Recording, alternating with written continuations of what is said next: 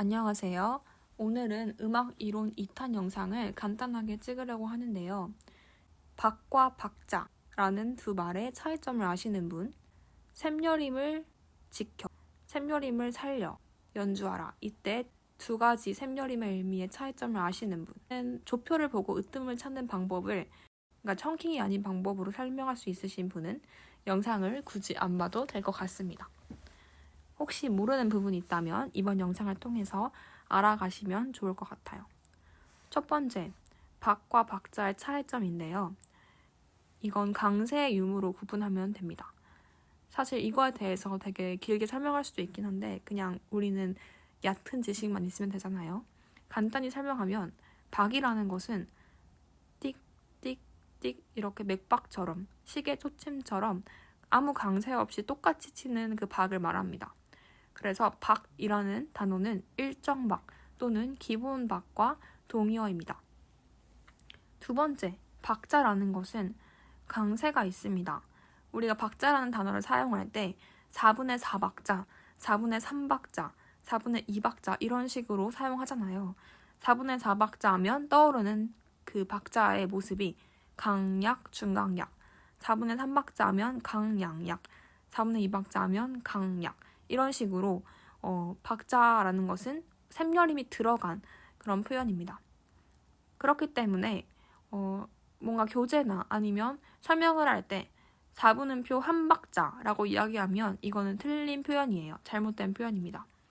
4분음표의 그 길이를 표현하고 싶을 때에는 4분음표 한 박자가 아니라 4분음표 한 박이라고 표현을 해야 합니다. 왜냐하면 4분음표 하나 그 자체에는 강세가 포함된 것이 아니기 때문이죠.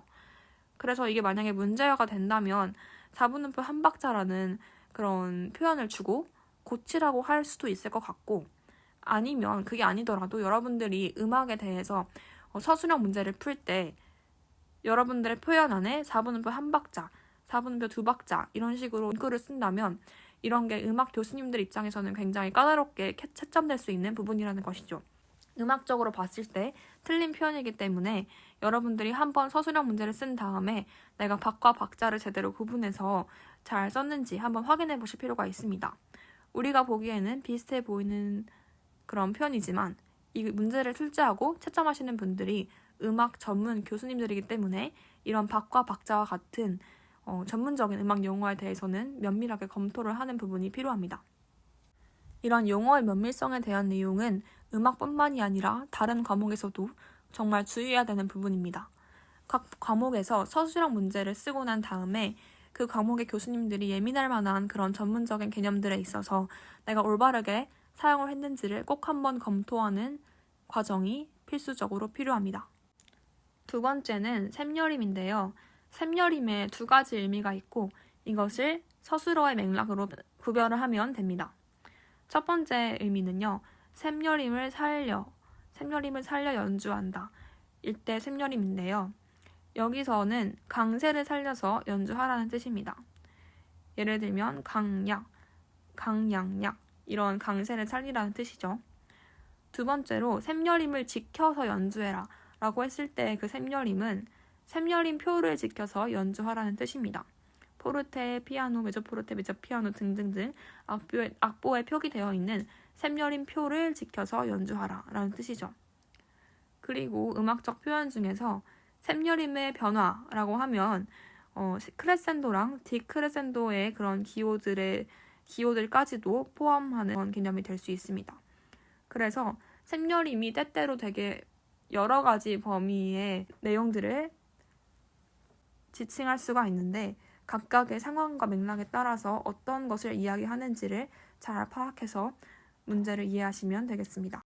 다음으로 조성에 대한 얘기를 하기 전에 3, 4, 5번은 되게 간단하고 기본적인 것들로 한 번씩 짚고 넘어가겠습니다. 3번은 차례가기, 순차 진행에 대한 내용인데요. 차례가기는 몇 도까지다? 2도까지다. 그래서 서로 같은 도음의 경우에는 그게 1도 차이라는 것이고 미, 파 이런 식으로 차례로 한 칸 띄었을 때 그게 2도 차이라는 점 잘 알고 계시면 되겠습니다. 미파는 차례가기, 미솔로 가면 뛰어가기라는 점 기억하시면 됩니다. 다음으로는 악곡의 구조에 대해서 새로운 용어가 있습니다. 작은 악절, 4마디짜리 작은 악절은 악구라고도 하고요. 8마디짜리의 큰 악절은 악절이라고도 합니다.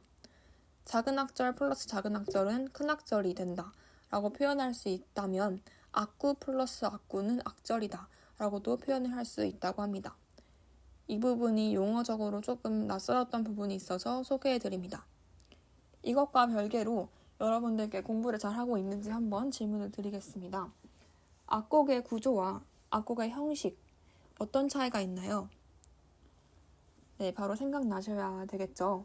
반대로 동기, 작은 악절, 큰 악절 이것들의 타이틀이 무엇인지, 또 한도막 형식, 두도막 형식, 세도막 형식 이것들의 상위 타이틀이 무엇인지 물어봤을 때도 각각 악곡의 구조입니다.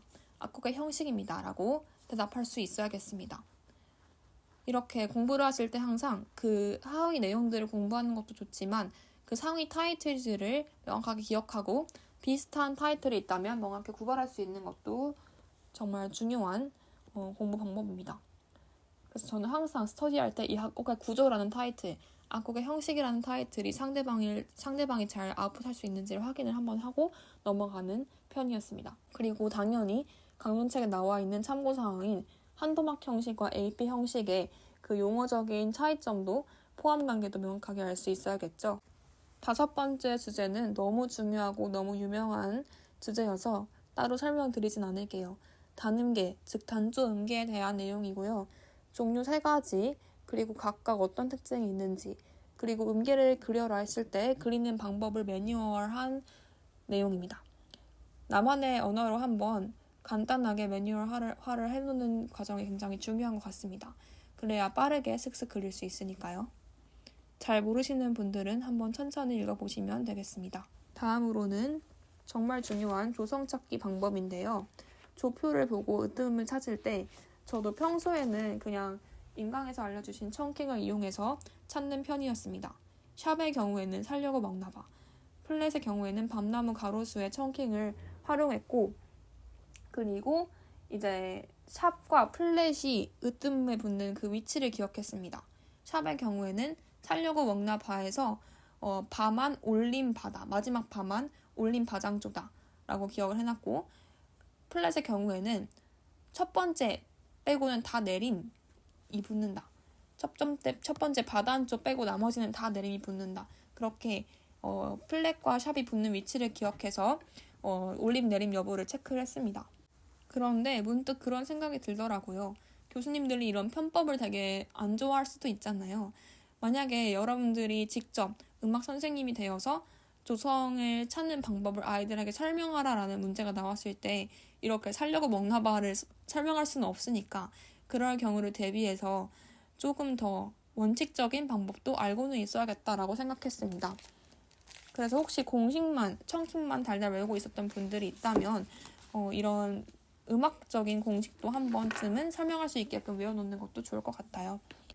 먼저 샵은 붙어있는 여러 개 조표 중 마지막 조표의 한 칸 위가 으뜸음입니다. 조표가 붙을 때 그려져 있으면 그 순서를 그냥 보면 되겠고, 안 그려져 있더라 하더라도 파도솔레 라미시의 순서를 외우고 있으니까 마지막 조표가 뭔지 알 수 있겠죠. 그거의 한 칸 위의 음이 으뜸입니다.